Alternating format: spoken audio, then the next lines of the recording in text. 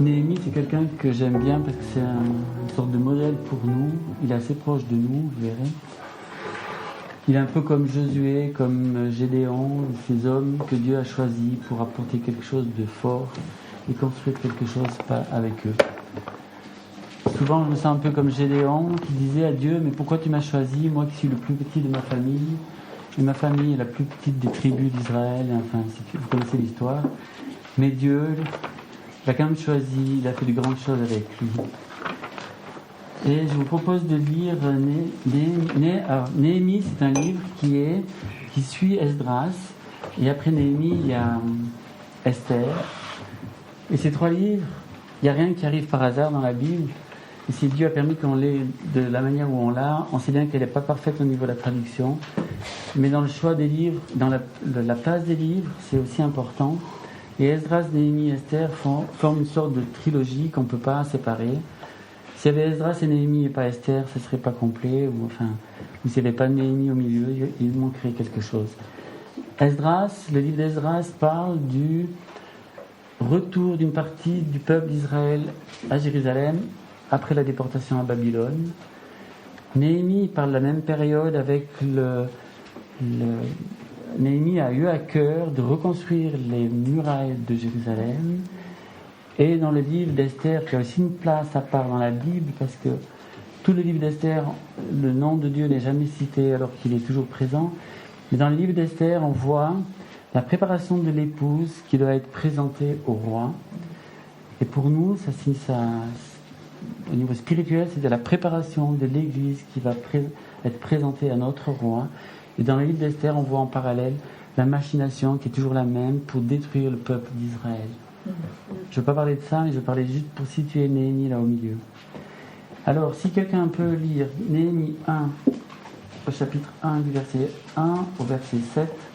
Parole de Néhémie, fils de Hakalia, il arriva au mois de Kisle, la 20e année du règne d'Artaxerxès, comme j'étais à Suse, la capitale, que Hanani, l'un de mes frères, et quelques gens arrivèrent de Juda, et je m'enquis d'eux, touchant les Juifs réchappés, qui étaient de reste de la captivité, et touchant Jérusalem. Et ils me dirent, ceux qui sont restés de la captivité sont là, dans la province, dans une grande misère et dans l'opprobre.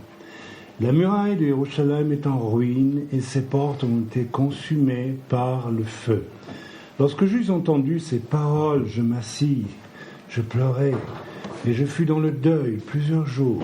Je jeûnai et je fis ma prière devant le Dieu des cieux, et je dis, je te prie, Éternel, Dieu des cieux, Dieu grand et redoutable qui garde l'alliance et la miséricorde à ceux qui t'aiment et qui observent les commandements, je te prie que ton oreille soit attentive et que tes yeux soient ouverts pour entendre la prière que ton serviteur te présente en ce temps-ci. Jour et nuit pour les enfants d'Israël, tes serviteurs, en faisant confession des péchés des enfants d'Israël que nous avons commis contre toi, car moi-même et la maison de mon Père, nous avons péché. Certainement, nous nous sommes rendus coupables devant toi et nous n'avons pas gardé les commandements, les lois et les ordonnances que tu prescrivis à Moïse, ton serviteur. Voilà. Et si on lit au chapitre 2, le premier verset, on peut voir que Néhémie était au service du roi, Artaxerxès, parce qu'on voit qu'il prend le vin au chapitre 2, verset 1, et le donnait au roi. Et puis qu'il était triste en sa présence. On voit que Néhémie, c'était un juif qui était déporté à Babylone, donc il n'était pas à sa place, il était en dehors d'Israël, mais qu'il avait à cœur, il se sentait responsable, ou il avait à cœur le souci du peuple d'Israël et de la ville de Jérusalem. On voit au chapitre 2 qu'il travaillait pour le roi, et qu'il avait à cœur aussi de bien faire son travail, et qu'il était très, ennuyé d'avoir mauvaise mine, parce qu'il a tellement été attristé par les nouvelles qu'il a appris de ses frères, que le roi lui-même lui dit, mais pourquoi tu as cette tristesse? Donc c'est au verset 2 du chapitre 2. Et on voit que Néhémie, il réagit vraiment comme un vrai chrétien, ou quelqu'un qui croit en Dieu. on voit qu'il s'adresse au grand Dieu d'Israël, au grand Dieu puissant, qu'il jeûne, qu'il prie, que les nouvelles qu'il a entendues de ses frères qui venaient de Jérusalem l'ont vraiment convaincu qu'il y avait un grand travail à faire. Alors on va parcourir un peu ce livre de Néhémie. Je ne prétends pas vous parler de tout le livre, mais je veux juste vous donner quelques clés, parce que là où je vais arriver, c'est à Néhémie 13, donc le dernier chapitre. Alors je vous donne juste quelques pistes. On voit que Néhémie, il a à cœur, tout de suite il comprend, et que ça ne va pas à Jérusalem, il a à cœur de retourner à Jérusalem. Et on voit que dès qu'un chrétien commence à comprendre quelle est la volonté de Dieu, et qu'il commence à marcher avec Dieu, il y a tout de suite Satan qui réagit. Et on voit par exemple au verset 9-10 du chapitre 2 que, par exemple, quand Sambala, le Horonite, et Tobija, le serviteur ammonite, apprirent qu'il voulait retourner en Israël, à Jérusalem, ils furent très mécontents de ce qu'un homme fût venu pour chercher le bien des fils d'Israël. Donc eux, ils étaient à Jérusalem, et ils sont très mécontents que Néhémie vienne à Jérusalem. Et eux, c'est pas les gens du peuple d'Israël, donc un c'est un Horonite, l'autre c'est un Ammonite, c'est-à-dire des ennemis d'Israël. Et pour nous, c'est la même chose. Le Seigneur Jésus a dit, vous êtes dans le monde, mais vous n'êtes pas du monde. Et nous, quand on marche, que ce soit au travail, dans notre village, là où on doit vivre, on n'est pas du monde, on est le peuple de Dieu. Mais Satan utilise les gens du monde, il suffit de pas grand-chose, et puis tout de suite, on a peut-être la colère qui vient. Et ça, c'est Satan qui cherche, même ici on l'a vu, qui cherche à semer la discorde. Quand on continue cette lecture, on voit au verset 17, au verset 13, on voit que Néhémie, dès qu'il arrive, alors il prend pas le temps, il prend pas une semaine de vacances pour se rétablir de son voyage. Dès qu'il arrive, au chapitre 13, il sortit de nuit par la porte de la vallée, en face de la source du Chacal, vers la porte du fumier. Et il considère les murailles de Jérusalem qui étaient en ruine, et ses portes consumées par le feu. Et au verset 17, toujours du même chapitre, il voit que la misère dans laquelle nous sommes, donc le peuple d'Israël est dans une grande misère à Jérusalem. Jérusalem est dévastée, les portes sont brûlées par le feu. Et il dit à ses frères, venez et bâtissons la muraille de Jérusalem, afin que nous ne soyons plus dans l'opprobre. Et tout de suite, il vient d'arriver à Jérusalem, il va parler à ses frères, il dit voilà, venez et bâtissons les murailles. Et là, on voit que de nouveau, Satan, il va toujours prendre les mêmes, Sambala, le Horonite, Tobija, le serviteur ammonite, il en rajoute, Gerchem, l'arabe. Quand ils apprirent ça, ils se moquèrent de nous et nous méprisèrent et dirent mais qu'est-ce que vous faites là? Vous voulez vous révolter contre le roi? Et ils leur prêtent des sentiments qui sont faux, mais c'est Satan qui agit et qui essaie de nous démolir et de nous empêcher d'agir. Et là, Josué, il a une très saine réaction. Et Néhémie leur répondit, et je leur dis, le Dieu des cieux, lui, nous fera prospérer. Et nous, ses serviteurs, nous nous lèverons et nous bâtirons, mais vous n'avez ni part, ni droit, ni souvenir à Jérusalem. Et ça, c'est la position que nous devons avoir en tant que chrétiens face à nos ennemis, à nos voisins qui nous chicanent. C'est vraiment la position et la foi dans laquelle nous devons nous trouver. Nous bâtirons, mais vous n'aurez aucune part. Si on continue au verset 5 du chapitre 3... Ah voilà. Non, au verset 1 du chapitre 3, on voit que tout de suite, les gens se mettent au travail. Et on voit par exemple que Eliashib, le grand sacrificateur, et ses frères, les sacrificateurs, se lèvent et bâtirent la porte des brebis. Ils la sanctifièrent et en posèrent les battants, et ils la sanctifièrent jusqu'à la tour de Méa, jusqu'à la tour de Anaël. Avec ces versets, j'aimerais faire le parallèle avec le verset 13, chapitre 3, verset 13. Hanoun et les habitants de Zanoach réparèrent la porte de la vallée, ils la bâtirent, et posèrent ses battants, ses verrous et ses barres, et firent 1000 coudées de la muraille jusqu'à la porte du fumier. Et on voit que le verset 14 est Malkira, fils de Reka, chef du district de Beth Akéron, répara la porte du fumier. Il répara la porte du fumier, il la bâtit et posa ses battants, ses verrous et ses barres. Et si on compare le verset 13, 14 et le verset 1, on voit que les gens qui sont cités au verset 13 et 14, ils posent les battants des portes, mais ils mettent aussi les verrous, les barres. Voilà.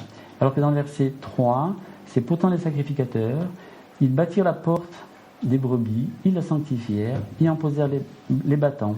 Point. Construire les portes, c'est ce qui permet spirituellement de bloquer les attaques de l'ennemi. Mais si on a les portes, on n'a pas les verrous et les battants, la porte, elle peut s'ouvrir. Et là, c'est juste une remarque que je fais, parce que je vais aller plus loin, mais on voit que c'est les sacrificateurs qui, eux, auraient dû être à la pointe du combat, qui font pas juste, c'est pas qu'ils font pas juste, mais ils font qu'une partie du travail, alors que les hommes dont il n'est pas dit qu'ils étaient les sacrificateurs, eux, ils mettent les portes, les battants et les verrous. C'est juste pour dire que si on fait quelque chose, on doit aussi le faire à fond. Si on fait un travail dans la maison, on ne doit pas dire le reste, un autre le fera. On voit aussi que si on voit que toujours au chapitre 3, verset 12, il y a un homme qui bâtit avec ses filles. Ça veut dire qu'il y a aussi une place pour les filles. C'est pas parce qu'on est une femme qu'on n'a pas de place dans le service. Voilà. On continue encore au chapitre 4. Au chapitre 4, versets 1 à 3. On voit que la lutte entre Sanballat et Néhémie, elle monte d'un cran. Parce qu'il est dit que lorsque Sanballat apprit que nous bâtissions la muraille, il se mit en colère et fut extrêmement irrité. Il se moqua des Juifs. Et vraiment, il se moque. Il parla devant ses frères et devant l'armée de Samarie et dit: que font ces faibles Juifs? Les laissera-t-on faire? Offreront-ils des sacrifices? Achèveront-ils en un jour?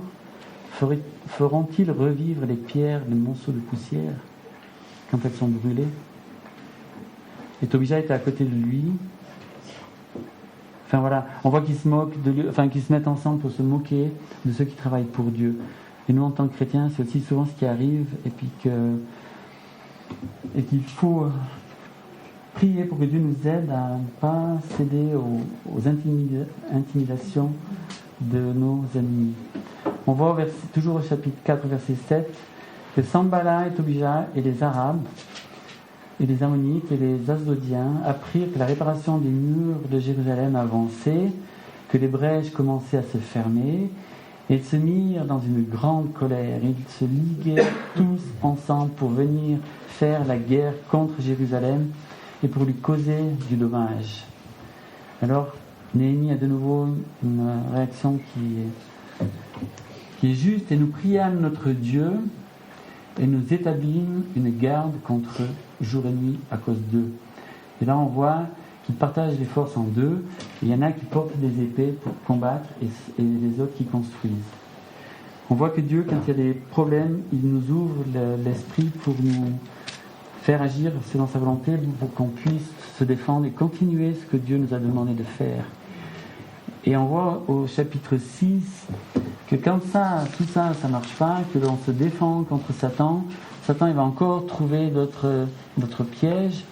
Alors, chapitre 6, dès le verset 1, et il arriva que lorsque Sanballat et Tobija et Geshem, l'arabe, et le reste de nos ennemis apprirent que j'avais bâti la muraille et qu'il ne restait aucune brèche, quoique jusqu'à ce temps-là je n'eusse pas posé les battants aux portes, Sanballat et Geshem m'envoyèrent dire: viens, et rencontrons-nous ensemble dans les villages de la vallée d'Ono. Mais ils pensaient à me faire du mal, et je leur envoyai des messagers disant: je fais un grand travail et je ne puis descendre. Pourquoi le travail cesserait-il pendant que je le quitterai et que je descendrai vers vous? Et ils m'envoyèrent dire la même chose 4 fois, et je leur répondis de la même manière. Bon, ça continue encore après, mais je vous laisserai lire. Et là, on voit que Satan, il change encore de tactique et il essaye d'entraîner ses serviteurs ou ceux qui travaillent pour Dieu d'une autre manière, plus douce, en disant: mais viens, on va les discuter. Mais par là, il voulait l'entraîner dans une vallée en dehors de Jérusalem pour les battre. Donc il ne faut pas se laisser attirer par les pièges de Satan qui nous dit c'est bien ce que vous faites, on ne peut pas travailler avec vous, ou venez, on va discuter, ou voilà. Tout ça pour dire qu'il faut être attentif à ce que Dieu nous montre.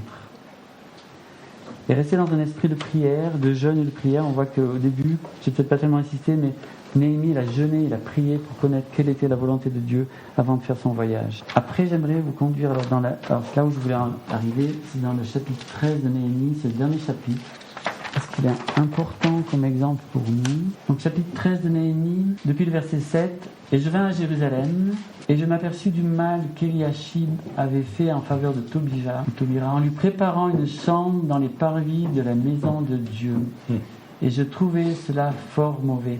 Et je jetai hors de la chambre tous les effets de la maison de Tobira, et je commandai qu'on purifiât les chambres, et j'y fis rapporter les ustensiles de la maison de Dieu, l'offrande de gâteaux et l'encens. » Ces trois versets n'ont l'air de rien, mais si on réfléchit, c'est énorme. On voit que Éliachib, il a laissé une place à Tobija. Je crois que c'était son neveu, enfin c'est dit dans le texte quelque part, par des liens d'affection ou des liens qui n'avaient rien à voir avec le temple.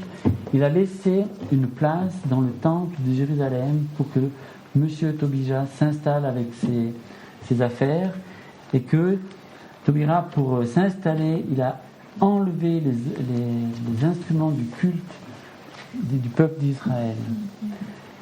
Et à mon grand regret, c'est ce que je constate, et c'est ce que nous constatons avec ma femme depuis j'ai dire longtemps, c'est pas longtemps, mais depuis quelques années, c'est ce que l'on voit dans les églises que l'on peut qualifier de pyramidales, où on voit que par exemple, on introduit des ministères de louange qui n'ont rien à faire là, qui prennent toute la place de la louange, on enlève les chants sur rétro ou sur cantique, pour nous donner des chants qui sont tous les jours différents, enfin tous les dimanches différents, qu'on n'arrive pas à mémoriser parce qu'ils changent régulièrement. Que par exemple, la louange prend la place, fait un bruit constant, enfin un bruit, oui, soi-disant la musique, mais un bruit de fond qui est constant, qui dérange. Et si ça nous dérange, nous, je suis persuadé que ça dérange aussi le Saint-Esprit quand il veut parler, qu'il a vraiment... On chasse Dieu, et c'est exactement ce qui est dit là. On chasse pour laisser, pour être moderne, pour être actuel. On fait sortir les choses qui ont été établies, qui étaient bien, qui ont été établies par nos pères, qui étaient bien, pour introduire des systèmes qui ne sont pas bien. Les messages c'est du même type. On fait des saintes scènes faites n'importe comment, et on voit que tout le respect, tout ce qui avait été établi par les pères d'église, qui étaient pas toujours peut-être juste, mais qui avait quand même un certain sérieux, une certaine devant Dieu on n'y venait pas inconsciemment, un certain respect, que tout ce respect est parti. Et on voit dans certaines églises évangéliques des jeunes filles en mini-jupe qui font la Sainte Seine, on se dit mais où est-ce qu'on va ici? Et vraiment, ça, c'est des choses qui sont terribles, et je dirais que c'est aussi la responsabilité de chaque chrétien, chaque homme, de prendre position contre ça et de prier pour que Dieu inspire des hommes pour qu'ils se lèvent et qu'ils parlent là contre. Quand on continue aussi la lecture, dans chapitre 13, verset 10, Néhémie apprit que les portions des Lévites ne leur avaient pas été données, que les Lévites et les chantres qui faisaient le service avaient fui chacun à son champ, et je querellai les chefs et je dis: pourquoi la maison de Dieu est-elle abandonnée? Et je les rassemblai et je les fis demeurer à leur poste. On peut arrêter là. Et là, de nouveau, on voit qu'avec l'habitude, les mauvaises habitudes venant vite, les Lévites, on leur donne tout leur part. Ceux qui devaient justement s'occuper des chantres, qui s'occupaient de la louange, ils n'ont plus leur part non plus. Et ils doivent aller travailler. Et comme on ne leur donne pas leur part, ils doivent aller travailler dans les champs pour vivre. Et là, on est de nouveau devant, un scandale, parce que Dieu avait établi un ordre très précis. On voit que quand Dieu donne à Moïse l'ordre et toutes ces choses, c'est précis, c'est très précis. tout est détaillé. Et puis là, on voit que quand les gens ne sont pas sérieux, qu'ils ne sont pas consacrés, on fait n'importe quoi, on chasse du temple les choses importantes, on ne donne pas la parole aux Lévites, aux chantres. Et ces pauvres Lévites, s'ils voulaient survivre, ils devaient aller travailler. Alors là, Néhémie rétablit les choses, il querelle les responsables et il reprend les choses en main. Et après, on dit au verset 11 au milieu, et je les rassemblai et je les fis demeurer à leur poste, donc les Lévites et les chantres. Et tout Juda apporta dans les magasins la dîme, du blé, du mou et de l'huile. Et j'établis sur les magasins, chez les sacrificateurs, et Tzadok, je crois, le scribe, et Perdaï, d'entre les Lévites, et à côté d'eux, Hanan, fils de Zakur, fils de Matania, car ils étaient estimés fidèles, et c'était à eux de faire les répartitions à leurs frères. Et là, on voit que quand les choses sont bien établies devant Dieu, quand on revient au fondement que Dieu a donné, et nous, on peut revenir au fondement que Dieu a donné à Moïse, on peut voir que, et les adapter, donc, parce qu'il y a la loi de Moïse, mais pour nous chrétiens, à travers le Seigneur Jésus-Christ, on voit tout ce qui a été fait par les apôtres comme Paul et tout, et on doit revenir à ces fondamentaux pour être dans une position juste devant Dieu, pour faire pas notre volonté, mais faire ce qui est juste. Et la maison de Dieu, c'est pas n'importe quoi, c'est pas la cour des miracles où chacun fait ce qu'il veut, amène ce qu'il veut, c'est pas l'auberge espagnole, c'est vraiment un lieu béni et saint où chacun a une place, personne n'est exclu. On l'a vu, les femmes construisaient aussi la muraille, certaines femmes. On voit qu'il y a les Lévites, les chantres ont leur place et que les sacrificateurs ont leur... Tout le monde a sa place. Et on voit encore, si on continue au verset 15, et dans ces jours-là, je vis en Juda des gens qui foulaient au pressoir le jour du Shabbat, et qui rentraient des gerbes et les chargeaient sur des ânes, et aussi du vin, des raisins, des figues, et toutes sortes de fardeaux, et qui les amenaient à Jérusalem le jour du Shabbat. Et là aussi, Néhémie se fâche, parce que là aussi, on profanait le Shabbat pour faire du travail. Et si Dieu a établi que le jour du Shabbat, on doit sanctifier ce jour pour nous tenir devant lui. C'est pas le travail qui fait le Shabbat qui pouvait changer quelque chose.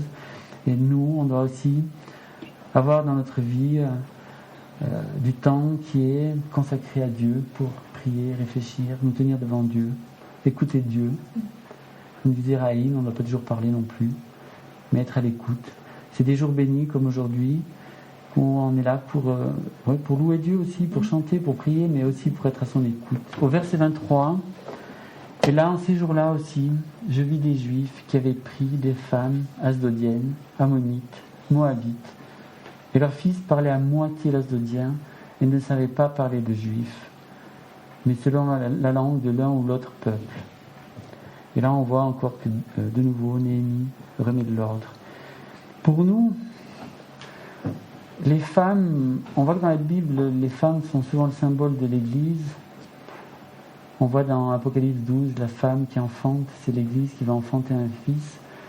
Donc ces femmes asdodiennes, moabites, c'est des femmes qui ont été prises dans les peuples qui étaient des amis du peuple d'Israël. Et pour nous, au niveau spirituel, ça veut dire que quand on est chrétien, on doit faire vraiment très attention à ce que l'on entend et à ce que l'on prend pour femme. Je m'entends, pas pour femme physique, mais pour pensée spirituelle, on doit être attentif que ce que l'on écoute et ce que l'on comprend et ce que l'on met en pratique soit vraiment conforme à la parole de Dieu. Pas être sensible aux sirènes asdodiennes ou moabites et dire « Ah tiens, ça c'est intéressant » comme... il y en a par exemple qui parlent qu'on ne doit plus dire le Saint-Esprit mais la Saint-Esprit, que Dieu n'est pas un homme mais une femme, qu'il n'est pas blanc mais il est noir. C'est des pensées qui sont vraiment sataniques, diaboliques, qui sont en abomination aux yeux de l'Éternel. Et que nous devons repousser de toute la force que nous avons. Et si on a un doute, on a vraiment se tenir devant Dieu, prier et jeûner pour vraiment être sûr que ce que l'on reçoit dans notre cœur vient vraiment de Dieu. Parce que c'est facile, Satan est fort, on fait passer un message, on laisse venir... Enfin, je ne sais pas ce que vous en pensez, mais on laisse venir faire la Sainte Seine à des femmes, on fait la Sainte Seine tous les dimanches, on l'a fait le matin, on l'a fait le dimanche, on fait tout faux. Puis ça vient insidieusement, donc c'est à petite dose, c'est comme le venin, c'est comme l'histoire de la grenouille dans la casserole d'eau chaude. Si on jette une grenouille dans une casserole bouillante, elle sort tout de suite, mais si on fait chauffer la casserole avec la grenouille dedans, elle s'habitue à la chaleur et elle reste. Nous, il ne faut pas être tiède. Le Seigneur Jésus lui-même dit que les tièdes, il les vomira de sa bouche. Il faut vraiment être, je dirais, percutant, incisif, avec l'épée de la parole pour vraiment trancher entre ce qui est juste et ce qui est faux. Et si on a un doute, se référer aux anciens, se référer aux gens que Dieu a vraiment établis, prier déjà et éventuellement jeûner pour que Dieu nous éclaire. Et si vraiment on a le doute, vraiment venir vers les anciens, parce que c'est grave. On vit dans les temps de la fin. Satan sait qu'il a peu de temps et il se déchaîne. Il se déchaîne pas forcément violemment, parce qu'il peut se déchaîner violemment, ça c'est sûr. Mais pour nous, qui sommes peut-être attentifs à ne pas nous laisser avoir par la colère et ces choses comme ça, il viendra avec des petites pensées du style, oui, on dit la Saint-Esprit maintenant, c'est à la mode, ou des choses comme ça. Et si on est sensible, si on a peut-être un esprit de rébellion, parce qu'on est une femme, enfin, c'est vrai qu'on est une femme, qu'on a un esprit de rébellion, j'ai pas dit ça, mais qu'on est peut-être sensible à cette... Ah oui, ça peut flatter de dire, ah ben oui, le Saint-Esprit est comme moi, il est du féminin, je sais pas, c'est n'importe quoi, mais il faut vraiment chasser ces pensées-là. Il faut vraiment les chasser de toutes nos forces. Et on voit que là, Néhémie a fait quelque chose de terrible. Il a dit à ses frères juifs, chassez vos femmes et chassez vos enfants. Et on voit que de cette union bancale entre ces hommes d'Israël et ces femmes moabites ou asdodiennes ou étrangères, les fruits étaient stériles. Ils ne parlaient même pas l'hébreu. Ils parlaient la langue de leur mère, mais ils ne parlaient même pas l'hébreu. C'est terrible. Et nous, nos fruits, on peut se poser la question, est-ce que nos fruits sont stériles devant Dieu ou est-ce qu'ils sont agréés par Dieu? Dieu nous a dit de rentrer dans les œuvres qu'il a préparées d'avance pour nous.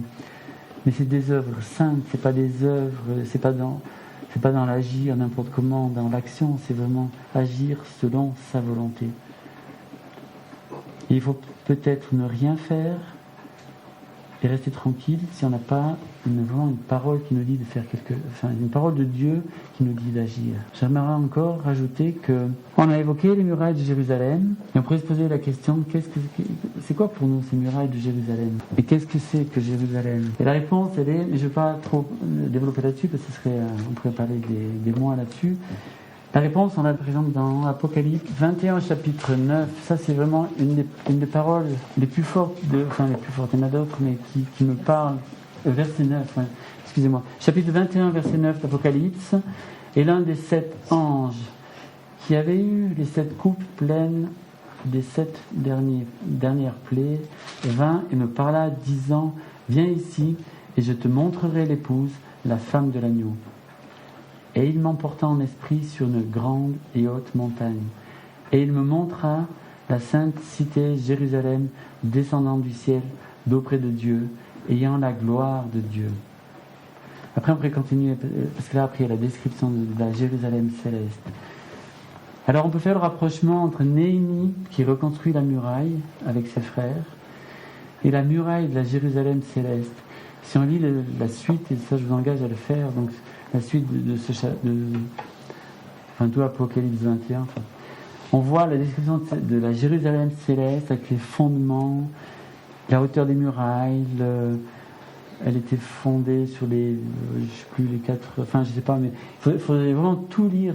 Il y a aucun détail qui n'est, pas important. Il y avait des portes, vraiment.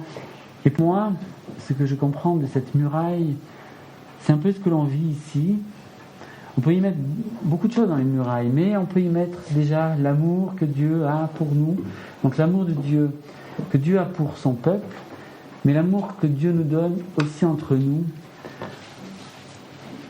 Vous savez certainement que quand le temple de Jérusalem va être reconstruit, il va être construit avec des pierres qui ne sont pas taillées taillées avec des outils, avec des burins ou des choses comme ça, mais qu'elles sont polies et ajustées. Et qu'entre chaque pierre, il n'y a aucun espace. Et Dieu, c'est ce qu'il veut faire avec nous.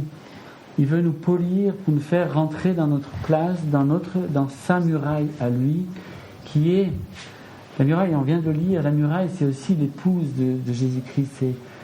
C'est une vision symbolique. Mais quand Néhémie reconstruit la muraille, on peut comprendre que pour nous, en tant que chrétiens, quand on reconstruit cette muraille dans l'amour, dans la paix, dans la joie, dans le travail, dans la formation spirituelle, on construit la muraille de la cité céleste, et on la construit avec quoi? Avec la prière, avec le jeûne, et surtout l'amour. Et puis il n'y a pas d'espace entre les pierres. Il n'y a pas d'espace entre nous deux. Il n'y a pas d'espace de chaque côté où on se retourne. Et c'est la conclusion que j'aimerais vous laisser. C'est qu'on est tous ensemble ici pour reconstruire cette muraille. Ici et ailleurs, dans les églises où Dieu nous a placés, mais que la vision que j'aimerais vous laisser, c'est que Dieu est en train de reconstruire la muraille de la Jérusalem céleste, et que c'est à chacun de s'interroger et à se placer devant Dieu pour qu'il nous montre quelle est notre place dans cette muraille. Et que l'on soit assez persévérant et incisif comme Néhémie. Néhémie, quand il a eu son problème, il a dit « Je me tenais dans le jeûne et la prière pour savoir ce qu'il devait faire. » Il ne savait pas quoi faire. Néhémie, au début, c'était un simple, entre guillemets, mais il était au service du roi, il travaillait, il faisait bien son travail, il avait le souci de bien faire son travail. Et nous, quand on travaille, on doit avoir le souci de bien faire notre travail pour notre patron. Mais en même temps, il avait le souci de l'œuvre de Dieu. Et nous, on doit avoir le souci de l'œuvre de Dieu et de trouver notre place dans cette muraille. C'est ce que j'aimerais vous laisser. Que Dieu nous garde dans son amour et dans sa paix, dans sa joie, et qu'il continue à inspirer les hommes pour nous parler, pour nous amener jusqu'à cette stature parfaite de Christ, parce que seuls ceux qui seront semblables à lui feront partie de l'enlèvement. Si on a du levain dans notre cœur, si on a de la méchanceté, si on a des choses qui ne sont pas semblables à Christ, on sera laissé. Donc c'est ça ce que j'aimerais vous laisser. Que Dieu vous bénisse et nous garde dans sa paix. Amen.